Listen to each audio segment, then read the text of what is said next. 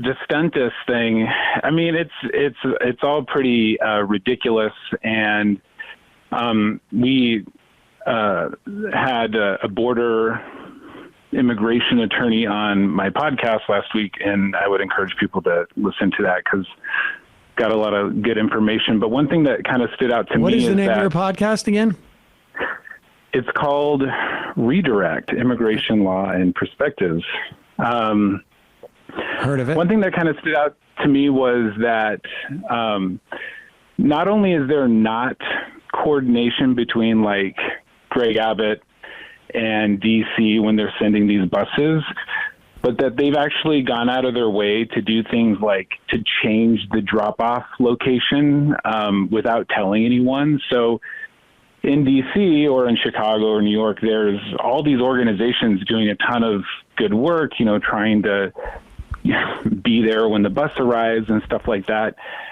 And, you know, in Texas, they, without telling anyone, changed the drop-off location. And so it's clear they're just messing with people. Like there's no, it would be one thing if there was a coordinated effort, like, hey, we've got some people, they need housing, we need to sort of, you know, spread them out, or we need help just with resources. But that's very obviously, like, on its face, not what they're course doing. No, so, they're just randomly doing this stuff. It has nothing to do. It is all just, it's just literally just stunts, publicity stunts. Yeah, and it's weird, like with the buses, you know, those people are not prisoners. And so the buses are routinely sent with, you know, say 50 people, and they arrive in D.C. with, you know, 20 or 30 because people have gotten off along the way.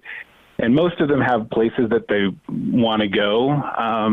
So sometimes the buses are helpful because they are actually trying to get, you know, it's easier for them to travel to Florida from D.C. than from Eagle Pass, Texas, or something like that. So they're like, oh, cool, you're going to send me to D.C.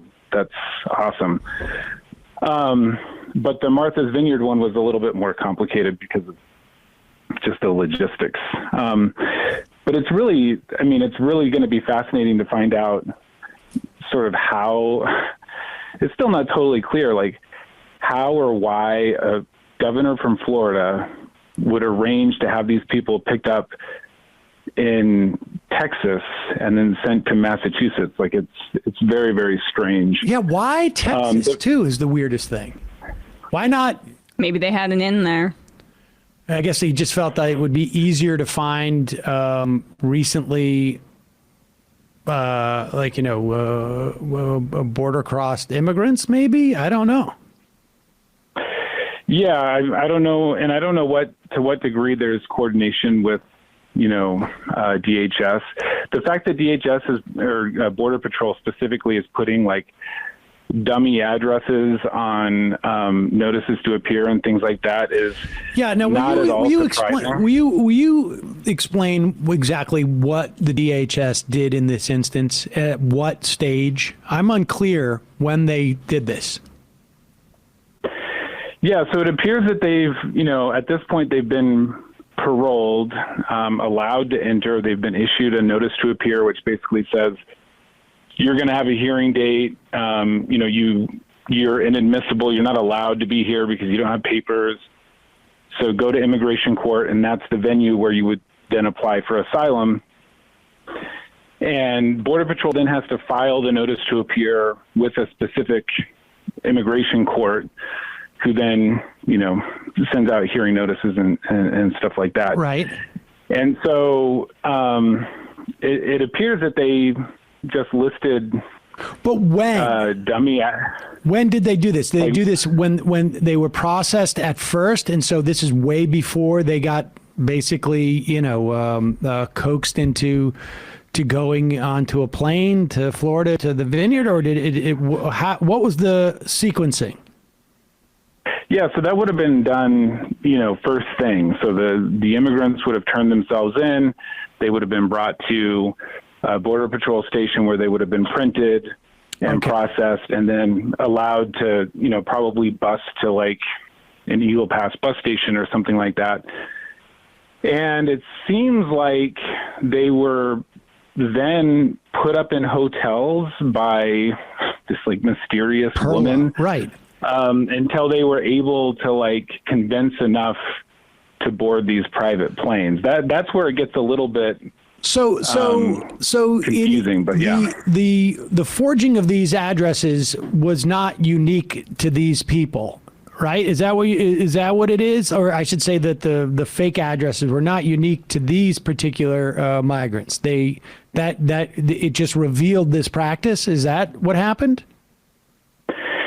It could be that. I mean, it's definitely a broader problem. It doesn't happen obviously in every case, but it has been happening, more often, and it's part of a broader practice. Like the Supreme Court said in a case in 2018 that these notices to appear are supposed to, under the statute, include the time and date of a hearing, but DHS has always just put like to be determined because they don't have access to the immigration court's calendar, which is a super easy fix. But after the Supreme Court ruling, instead of fixing it, Border Patrol and DHS more broadly just started putting dummy dates.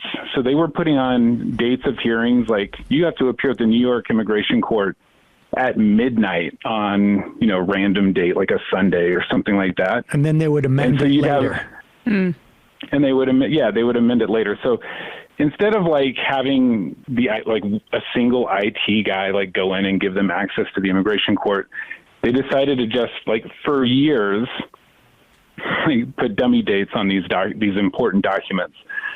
And then you'd have, long lines of immigrants outside the Seattle Immigration Court, and the clerk had to tell them like, yeah, none of these dates are real. Like none of you have court today. You've traveled 4 hours, but sorry.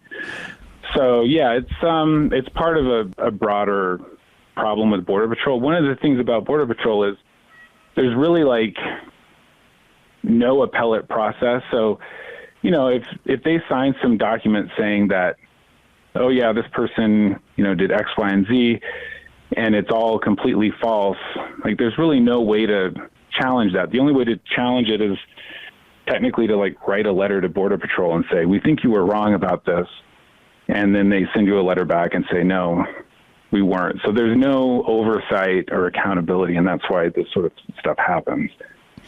And am I correctly identifying these migrants as undocumented as opposed to like illegal? I mean, they're here legally, right? I mean, they're within the legal system. They don't have documentation. It's not legal for them to work. It's not legal for them to vote.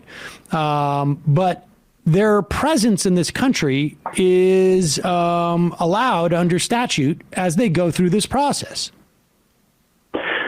Right. And most of them will actually get an I-94 parole document, which is an I-94 is the document you would get if you were like flying in on a tourist visa. And, Border Patrol gives you that document that gives you permission to be here. And so most of the time they're given a 1-year parole document. And even though the removal proceedings last longer than that, they're allowed to be here, throughout the entire duration of the removal proceedings. And so, yeah, I mean, there's nothing illegal about the way that they sought asylum or their presence in the country. They're just in the middle of a legal process, for sure. And Andrew Taint says this is the most good faith call I've ever heard from Ronald Reagan. And thank you for that. Well, I mean, I started out with a good faith threat to you. Yeah. Wasn't afraid. About my good friend John from San Antonio. So you're not afraid? Nope. Okay. Well, nope. We'll see about that. All right. I guess we will. Thanks for the call. All right. Bye-bye. Bye-bye.